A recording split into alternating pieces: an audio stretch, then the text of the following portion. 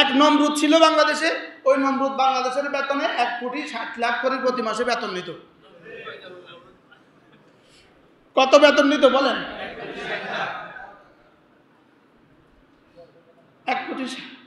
আরে ওয়াজ বন্ধ করে নেই, কোথাও কেউ প্রথম চোখ ঘুরাইন না, কেউ চোখ ঘুরাইন না। 1,60,00,000 প্রতি মাসে বেতন বাংলাদেশ থেকে ওনার জন্য প্রেরণ করা হতো। কি করা হতো বলেন?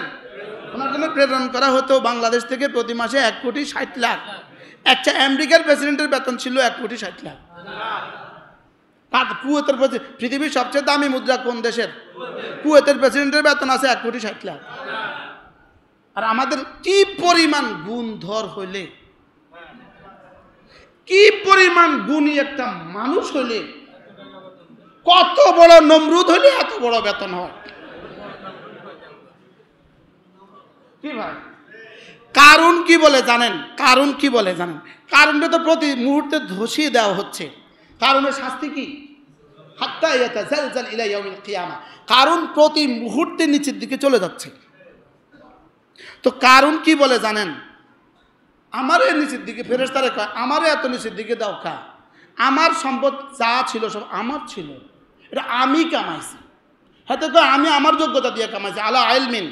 কারণ বলছিল আমি আমার যোগ্যতা দিয়ে কামিয়েছি। তো কারণের যোগ্যতা দিয়ে যে সম্পদ কামাইছে, ওই সম্পদ যদি আজকের পৃথিবীতে কোরআন আবার নাজিল হইতো, আমগো সালমান এফ রহমানের 1 সপ্তাহের সূরা টাকা কারণের সম্পদকে 1000 বার পিছাইব। যদি কোরআন এখন নাজিল হতো, তাদের নামে নতুন করে কোরআন সূরা নাজিল হতো। এক এক ডাকাতের নামে, বলেন বলেন বলেন, এক এক ডাকাতের নামে নতুন করে কোরআন নাজিল হতো। কিন্তু আমি যে কারণের কথা কইছিলাম, কারণ মাল নিয়ে অহংকার করছিল, আমি এখন ওটারে উড্র করে দিলাম, মানসুখ করে দিলাম, নতুন আয়াত ধরো। এদের চেয়ে বড় ডাকাতি পৃথিবীতে আর কে করছে বলেন? পুরো পৃথিবীতে এক একটা নজির স্থাপন, নজির দেখান যে এর মোকাবেলা আরেকজন মানুষ এত বড় ডাকাতি করছে। কি পরিমাণ ডাকাতি করছে বাংলাদেশের, কি পরিমাণ শেষ করছে দেশের 18 কোটি মানুষকে। আল্লাহ উম্মতে মুসলিমাকে হেফাজত করেন। এরপরেও কারোর দিলে যদি এদের জন্য একটু কান্না লাগে, ভাল লাগে, ভাল লাগে লাগেন, হ্যাঁ, আপনি আপনার ইমান দোহরাইতে পারেন। আপনি আপনার ইমান কি করেন? আপনি আপনার ইমান দোহরান। হ্যাঁ, আল্লাহ মেহেরবানি করে হেফাজত করেন। তাহলে কি কি প্রশ্ন ছিল? মুহাম্মদ রাসূলুল্লাহকে কত দেওয়া হয়েছে? সব দিয়ে আল্লাহ কি কয়? আর এদের খাজা বাবারে কত দিছে আল্লাহ? জোরে বলেন। এবার বুঝেন, খাজা বাবা এই শব্দটা মূলত, খাজা শব্দের অর্থ হলো জনাব। যে কোনো সম্মানী মানুষকে ওরা কি বলে, কি বলতো? এই জন্য খাজা বাবার দরবারেতে কেউ ফিরে না খালি হাতে, এটা সম্পূর্ণ ভুয়া বানাওয়াট কথা। কেউ ফিরে না খালি হাতে, এটা যেমন বানাওয়াট, খাজা খাজা এই শব্দও বানাওয়াট। দুর্গার পেছনে যেমন আসলে কেউ নাই, দরগার পেছনে আসলে কেউ নাই। আসলে কেউ নাই, বলেন কি নাই? বলেন আসলে কি নাই? আসলে কেউ নাই। 2-4টা উল্লেখযোগ্য মত বাদ দিলে, চিটাগাঙ্গে একবার আমরা এক জায়গায় গেছিলাম, এক আলেমী দিন আমার সাথে বসা, উনি ওনার কার্ডটা আমাকে দিছে। আমি দেখতেছি চিটাগাঙ্গের এক মাজার মসজিদের উনি ইমাম, মাজারের নাম হলো জুলমান শাহ। কি শাহ মাজার বলেন? জুলমান শাহ মাজার। তা আমি ও মাওলানাকে বললাম, মাওলানা আপনি তো একটা মাজারের ইমাম সাহেব, আপনি বলেন তো জুলমান অর্থ কি? হুজুর জুলমান অর্থ অন্ধকার। এটা কি কারোর পৃথিবীতে কোনোদিন নাম হয়? হুজুর মূলত এই জায়গাটা এই জোর জাপ ছিল, জঙ্গল ছিল, অন্ধকার ছিল। পরে সেখানে এরা একটা ভাওতাবাজি কইরা এখানে একটা মাজার বানাইছে। এখন নামটা কি দিব? তো অন্ধকার যেহেতু জুলমান শাহ দিয়েছে। কি এগুলো কতগুলো নাম ছাড়া আর কি নাই? বলেন খাজা বাবা কোনো শব্দ নাই, বলেন বলেন বলেন। এ কোনো ব্যক্তি নাই, বলেন খাজা বাবা এ কোনো ব্যক্তি কি নাই, এ কোনো ব্যক্তি, সব খাজা। আপনারা সবাই খাজা, আপনিও খাজা, আপনিও খাজা। ইস, যদি আমারে এখতিয়ার দিত আমি কইতাম আল্লাহ বাংলাদেশে এমপি বানাই দিও। কারণ বাংলাদেশে এমপির চেয়ে সুবিধাবাদী সুযোগ পৃথিবীর আর কোনো এমপির না। কি আচ্ছা, আমেরিকাতে যে 4 বছর পরে 2 জন আইলো, কে কে ভাগছে? কোন এমপি ভাইকে বাংলাদেশে আয়া পড়ছে? পৃথিবীর কোন কোন এমপি নির্বাচনের পরে দ্বিতীয় নির্বাচনে ফেল করলে অথবা নির্বাচন না করলে ভাইকে যায়? আমরা পালাবো না, পালাবো কোথায়? মির্জা ফখরুলের বাড়িতে গিয়ে উঠবো? এখন কোথায় তিনি? আমরা পালাবো না, আমরা পালাবো না। বলেন আমরা কি করবো না? আচ্ছা, পালাতে হবে কেন? এমপি তো দরকার বাংলাদেশের জন্য। ইউনিয়ন পরিষদের চেয়ারম্যান ছাড়া ইউনিয়ন হবে কিভাবে? উপজেলা পরিষদের চেয়ারম্যান ছাড়া উপজেলা চলবে কিভাবে? এমপি ছাড়া দেশ চলবে কিভাবে? তো 5 বছর পরে পালাবেন কেন? বুঝে নাই? তাহলে বোঝা গেছে যদি কেউ চুরি করে সে আবারও পালাবে। বুঝে নাই কথা? কোন কোন দেশের এমপি মন্ত্রীরা পালানোর ইতিহাস আছে? এটা কি? এখানে কি আসলেই পালাতে হবে? এখানে আসলেই পালাতে হবে? এমপি হইলেই পালাতে হবে? এখন তো এমপি হইতে ডরও লাগে, আবার পালানো লাগে।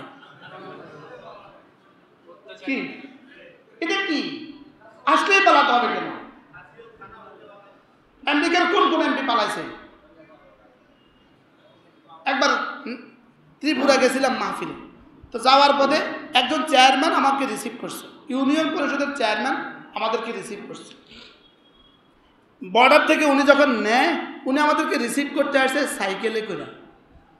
কিসে চলে আসছে? আমাদের জন্য একটা গাড়ি নিয়ে আসছে, 72 বছর আগের গাড়ি, একটা প্রাইভেট কার আমাদের জন্য নিয়ে আসছে ভাঙাচুরা, আর উনি আসছে সাইকেলে করে। কিসে করে? আচ্ছা যাক, এবার চেয়ারম্যান সাহেবের বাড়ি থেকে আমাদেরকে উঠেছে একটা মাটির ঘর, একটা মাটির ঘর, নিজের ঘরটাও মাটির, সামনের ওয়েটিং রুমটাও মাটির। এই মাটির ঘরে আমাদেরকে বসাইছে। কি তো এই বেটা চেয়ারম্যানই করে ভাগ্য কবে জীবনে? বুঝলেন না? আর ওই বেটা মাটির ঘর থেকে যদি এখানে এবার গুলশানে 10 তলা বাড়ি বানায়, তো ভাগবে না কেন? কি ভাই, কি জমা দিয়া এমপি হলেন, আর বাগার সময় কি কি থুইয়া গেলেন? প্রথম দিন এমপি হওয়ার আগে, নির্বাচনের আগে কি দিয়ে দিতে হয় না? নিজের জীবনের জমা খরচ সব হিসাব দিতে হয় কি না বলেন? তো সেদিন জমা খরচের হিসাব কি দিলেন, আর বাগার সময় কি কি পালা ফেলে গেলেন কি কি? তো এরা ভাগবে না তো কারা ভাগবে? তো এটা কি শুধু এদের জন্য না, আগামী কিয়ামত পর্যন্ত আমাদের জন্য শিক্ষণীয়? এই জন্য ফিরআউনের ঘটনার পর আল্লাহ বারবার বলেছেন ইন্না ফি যালিকা লাইবরাতান লিউলিল আলবাব, এর মধ্যে রয়ে গেছে শিক্ষা কিয়ামত পর্যন্ত। এর মধ্যে কি রয়ে গেছে বলেন? এর মধ্যে রয়ে গেছে শিক্ষা কিয়ামত পর্যন্ত। এর মধ্যে আছে শিক্ষা। কি আছে? শিক্ষা। যারা ইতিহাস থেকে শিক্ষা নেয় না, এরা বড় অসহায়, এরা বড় কি? আল্লাহ আমাদেরকে হেফাজত করেন।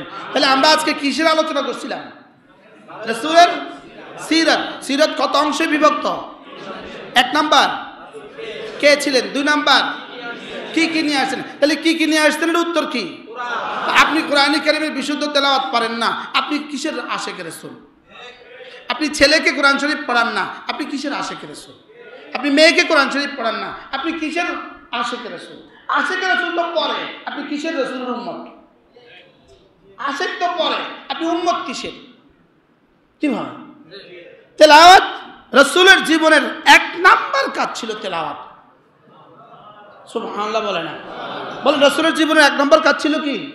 হযরত ইব্রাহিম আলাইহিস সালাম এবার দোয়া শুরু করলেন, আল্লাহ আমি দোয়া করছি, আমি যেহেতু ঘর বানিয়েছি, আপনি আমাকে ইখতিয়ার দিয়েছেন দোয়া করার, তো আমি দোয়া শুরু করলাম। রব্বানা ওয়াবআথ ফীহিম রাসূলাম মিনহুম ইয়াতলু আলাইহিম আয়াতিক, আল্লাহ আমার এই ছেলের বংশে একজনকে রাসূল করে পাঠান, যার 1 নাম্বার কাজ আপনার কিতাব তেলাওয়াত করবে। সুবহানাল্লাহ। 1 নাম্বার কাজ কি? আপনার কিতাব। এবার বলেন নবীজির 1 নাম্বার কাজ কি? তাহলে সিরাতের 1 নাম্বার অংশ কি? তো যে তার ছেলেটাকে কোরআন শরীফ শিখাইলেন না, আপনি কি কাজ করলেন? কি ভাই? মেয়েটাকে কোরআনে কারীম শিখাইলেন না, আপনি কি কাজ করলেন? আচ্ছা, মুসলমান আর তার ছেলে মেয়েকে কোরআন শরীফ শিখাবে না, এটা কি করে সম্ভব? বুঝেন নাই কথা। কোরআন শরীফ শিখায় ডাক্তার বানাইতে কোনো অসুবিধা আছে? কোরআন শরীফ শিখায় ইঞ্জিনিয়ার বানাইতে কোনো অসুবিধা আছে? প্রফেসর বানাইতে কোনো অসুবিধা আছে? তো কোরআন শরীফ শিখাইতে বাধা কোথায়? তাহলে আমাদের জীবনের প্রথম কাজ কি? কোরআন শরীফ শিখা। বলেন, সন্তানদেরকে শিখানো। তাহলে এটা কি শুধু শিখানো দায়িত্ব, না শিখারও দায়িত্ব আছে? তাই আমার কি দরকার? আমার কি দরকার? আমার 1 নম্বর কাজ কি? কোরআন শরীফ শিক্ষা করা। বলেন, কোরআন শরীফ কি? এই জন্য বলবো যে আমার বয়স 60, আমি বুঝি এখন কোরআন শরীফ শিখবো। শিখছে কবে? ফারুক আজম কোরআন শরীফ শিখছে কবে? বাচ্চা বয়সে না বুড়ো বয়সে? আচ্ছা, আবি ওয়াক্কাস কোরআন শরীফ শিখছে কবে? বুড়ো বয়সে তো শিখছে। তাহলে বোঝা গেছে কোরআন শরীফ শিখার কোনো বয়স নেই। কোরআন শরীফ শিখার কোনো কি নেই? সব কিছু শিখার তো বয়স আছে। যেমন আমি এখন ইচ্ছে করলে ডাক্তার হতে পারবো না, আমি এখন ইচ্ছা করলে ইঞ্জিনিয়ার হতে পারবো না, লেকিন আমি কিন্তু ইচ্ছা করলে কোরআন শরীফ শিখতে পারবো। কি লেগা? যেহেতু কোরআন শরীফ শিখার কোনো কি নাই। তাহলে সিরাতের 1 নম্বর অংশ আপনি কি বলবেন? কোরআন কারীমের তেলাওয়াত। কে দোয়া করেছে? ইব্রাহিম আলাইহিস সালাম দোয়াতে 1 নম্বর শব্দ, আল্লাহ একজনকে রাসূল করে পাঠান যিনি কোরআন কারীমের তেলাওয়াত করবেন। 2 নম্বর, শুধু পড়বেন না, আল্লিমুহুমুল কিতাবা, উম্মতকে কোরআন শিখাবেন। 3 নম্বর, ওয়াল হিকমাতা, কোরআনের তাফসীর শিখাবেন। সুবহানাল্লাহ। হাদিস দিয়ে দিয়ে, সুন্নাহ দিয়ে দিয়ে কোরআনের ব্যাখ্যা শিখাবেন। এজন্য এক হাদিস হলো কোরআন কারীমের ব্যাখ্যা। কোরআন কারীমের কি ব্যাখ্যা? যদি হাদিস না হইতো আমরা জীবনেও কোরআন বুঝতাম না। কি কোরআন বোঝার কোনো উপায়ই ছিল না। এবার এই গত হজে আমি তেলাওয়াত করতেছিলাম, আমার পাশে এক আরব যুবক তেলাওয়াত করছিল। আমার হঠাৎ কৌতূহল বশত আমি ওকে জিজ্ঞেস করলাম, হাল ইয়াফহামু কুল্লুল আরব আল কোরআন? সব আরব কি কোরআন বুঝে? বলা এত কয় না, সব আরব কোরআন বুঝে না। পড়তে তো পারে, অধিকাংশ আরবই কোরআন পড়তে পারে, লেকিন সব আরব কোরআন বুঝে না। যারা কোরআন কারীম নিয়ে পড়াশোনা করে নাই তারা কোরআন বুঝে না। কি এরা তো আরব, লেকিন কি বুঝে না? বলেন, কোরআন বুঝতে রাসূল লাগবে। কোরআন বুঝতে কি লাগবে? রাসূল লাগবে। কোরআন বুঝতে সাহাবা লাগবে, তাবেঈন লাগবে, তাবেঈন লাগবে, উলামা উম্মত লাগবে। শুধু বাংলা বই পড়ে পড়ে কোরআন বোঝা যাবে না। বলেন, কি বলছি বলেন? কোরআন বোঝা এর অর্থ কি আপনি পড়বেন না? অবশ্যই পড়বেন, লেকিন কোনো না কোনো আলেমে দ্বীনের তত্ত্বাবধানে পড়া লাগবে, তাইলে আপনি কোরআন বুঝবেন। এবং কোরআন বোঝার জন্য যত সহায়ক আছে ওগুলোও পড়তে হবে। বুঝেন না, শুধু ভাষার তর্জমা বাংলা দেখে দেখে কি হইতে পারে, লেকিন কোরআনের হাকিকত আসবে না আপনি কোনো না কোনো আলেমে দ্বীনের তত্ত্বাবধানে কোরআন বোঝার জন্য যা যা লাগে সেগুলো না পড়লেন। বুঝে আসছে না কথা? আচ্ছা, ম্যাট্রিক পাস করে নাই, মেডিকেলের কি বই এতে কি বুঝবো? তো বাংলা একটা মেডিকেলের বই তারা ধরায়া দিলেন, আসলে কি সে ডাক্তার হবে? তা আগে এতগুলো কেন পড়তে হয়েছে? ধারাবাহিকতা। এই ধারাবাহিকটা লাগে কোরআন কারীমের পুরা বুঝতে। কথা বুঝা আসছে কিনা? তাহলে 1 নম্বর কোরআন সিরাতের 1 নম্বর অংশ কি? 2 নম্বর অংশ কি? কোরআন শিখানো। 3 নম্বর অংশ ওয়াল হিকমা, কোরআন কারীমের ব্যাখ্যা কি দিয়ে করবেন? সুন্নাহ দিয়ে করবেন। 4 নম্বর ওয়ায়ুযাক্কিহিম, এদের দিলগুলোকেও সাফ করে দিবেন। এই জন্য 2টো শব্দ, শিক্ষা দীক্ষা। বলেন, আবার বলেন। শিক্ষার নাম তালিম, দীক্ষার নাম তারবিয়ত। শিক্ষা দীক্ষা কিসের অভাবে স্কুল কলেজের ছাত্রগুলো তাদের টিচারকে জুতা মারে? হ্যাঁ, আর আমাদের মাদ্রাসার ছেলেগুলো যে ওস্তাদের জুতা ঠিক করে দেয়, কি লেগা? এখানে কয়টা আছে? কি কি? শিক্ষা দীক্ষা। বলেন, ওখানে নাই কোনটা? ওখানে শিক্ষা আছে কি নাই? দীক্ষা নাই। ওখানে শিক্ষা আছে, দীক্ষা নাই। শিক্ষা আছে, দীক্ষা নাই। আর বান্দারিকে এখানে কিছু দীক্ষা আছে, শিক্ষা নাই। বুঝলেন না কথা? এখানে কিছু কি আছে? দীক্ষা কিছু আছে, কিন্তু কি নাই? শিক্ষা নাই। তাহলে কয়টা লাগে মোট? কি কি? শিক্ষার নাম তালিম, দীক্ষার নাম তারবিয়ত। তালিম ও তারবিয়ত, বুঝে নাই কথা? কি তালিম ও তারবিয়ত? গত পরশু আমার এক জায়গায় মাহফিল ছিল, ব্রাহ্মণবাড়িয়া। তো 2টা ছেলে আসছে, ওরা বলছে আমার নাম ইয়াসিন, আমার নাম আব্দুল আহাদ। আমি বলছি তোমরা বুঝো আমরা আপনার কাছে পড়ছি ধামতি। কত বছর আগে? ওরা আমার কাছে ধামতি পড়ছে 2003 সালে। তো এখন আমি ওখানে মাহফিলে গেছি, তো ওরা আমার সাথে দেখা করতে আসছে। সুবহানাল্লাহ বলবেন না? এত বছর পরে ওরা সুযোগ পাইছে, দেখা করতে চলে আসছে, ওদের কাছে গেছি আমি। তাহলে এত বছর পরে মনে হইলো কি লিগা? এখানে কি ছিল? শিক্ষা ছিল, দীক্ষা ছিল। শিক্ষা, দীক্ষা, তালিম, তরবিয়ত। বলেন তালিম ও তরবিয়ত। এই জন্য হাকিমুল উম্মত বলতেন যদি সহি শিক্ষা দীক্ষা একসাথে দেওয়া হয়, যদি বঙ্গোপসাগরের ওই পারে কেউ যায়, ওখানে মানুষ যাবে কি দিলে? আর যদি শুধু শিক্ষা দিয়ে ছেড়ে দেন, হ্যাঁ? আল্লাহ আমাদের সবাইকে তৌফিক দান করেন। আমরা আজকে যে শব্দগুলো শিখলাম, রাসূল কে ছিলেন? 2 নাম্বার, রাসূল কি নিয়ে এসেছেন? 3 নাম্বার, কিভাবে নিয়ে আসছেন? 1 নাম্বার কি? তালিম। 2 নাম্বার কি? তাবলীগ। 3 নাম্বার কি? দাওয়াত। 4 নাম্বার কি? তাজকিয়া। 5 নাম্বার কি? জিহাদ। এই সবগুলো একসাথে, এগুলো হলো দ্বীন পৌঁছাবার মাধ্যম। সুবহানাল্লাহ বলে না? একটা আছে, একটা নাই, কোনোটা আছে, কোনোটা নাই, তো হবে না। ব্যক্তি জিন্দেগিও সাজানো, সমাজ জীবনও সাজানো, রাষ্ট্রও সাজানো, অর্থনীতিও সাজানো। আল্লাহ যদি কোনোদিন আল্লাহ আমাদেরকে তৌফিক দিয়ে দেয়, ইনশাআল্লাহ আমরা কেউ বিদেশি বাড়ি বানাবো না। কি বলেন? হ্যাঁ ইনশাআল্লাহ, কর না ইনশাআল্লাহ। আল্লাহ আমাদের সবাইকে হেফাজত করেন। আল্লাহ এই দেশটাকে সুন্দর করে দেন। আল্লাহ তাআলা কিয়ামত পর্যন্ত এই দেশটাকে সুন্দর করে দেন। সুবহানাল্লাহি ওয়া বিহামদিহি, সুবহানাকাল্লাহুম্মা ওয়া বিহামদিক, আশহাদু আল্লা ইলাহা ইল্লা আনতা, আস্তাগফিরুকা ওয়া আতুবু ইলাইক।